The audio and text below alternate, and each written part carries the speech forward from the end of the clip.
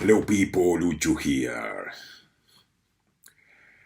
All cultures around the world have creation stories which tell us of the way they see themselves, who they are, where they come from, why they are here, and what, is the purpose of their lives.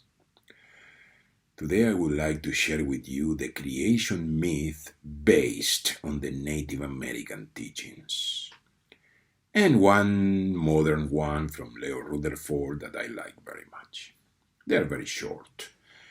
So, the North American cultures, tradition say, in the beginning it was Grandmother Wakan. She is also called the Great Round. Great Grandmother Wakan is the seed or egg of potential for all creation.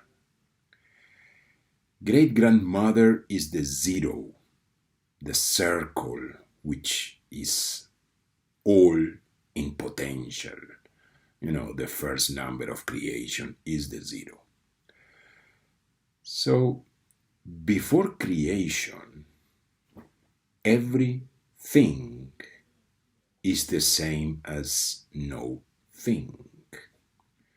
The zero is both no thing and everything.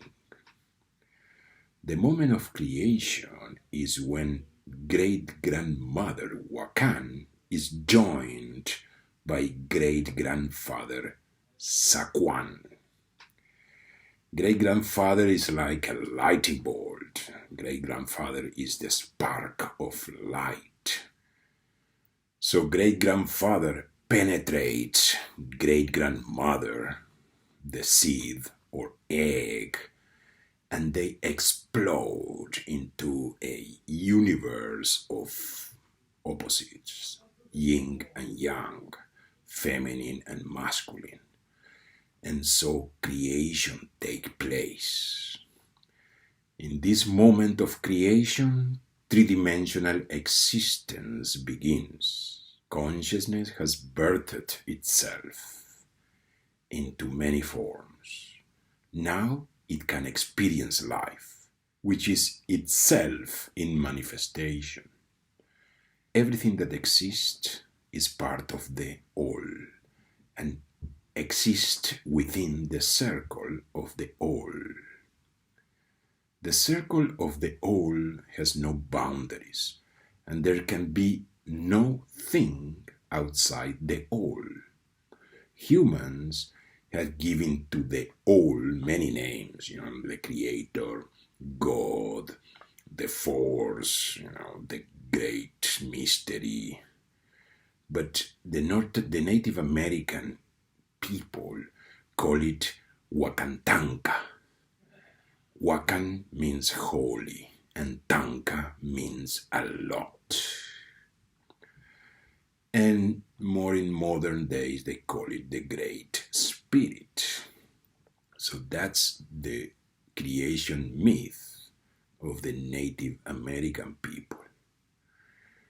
Now, Leo Rutherford, creation myth is a modern version, but I really like it.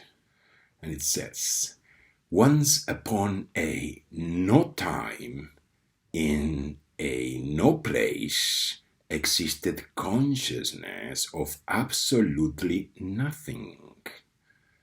Absolutely nothing had lived in this nowhere, no place for eternity, which is a very long no time. Especially as nothing always happened there. It's just like a television with no programs and no screen and no box. After such a long, boring no time, absolutely nothing became absolutely fed up. And so it transpired that on one highly auspicious no day, there were no days, at the most auspicious no time of all, there was no time, when all the planets were in perfect alignment, there were no planets. Absolutely nothing did the only thing that no thing can do to create something. It split itself in two opposite energies, two polarities. One part we call it yin, from yin and yang. One part we call it yin, the primal feminine, this spiral vortex also is called, and the other yang, the primal masculine, or the wave of light. The yin and yang were naturally attracted to each other by their differences. But when they got close, they found they were also repelled from each other by their differences. So they began to dance, closer and further, around and around, closer and further, around and around. Absolutely nothing was so pleased that so much something was happening that she, it began to laugh.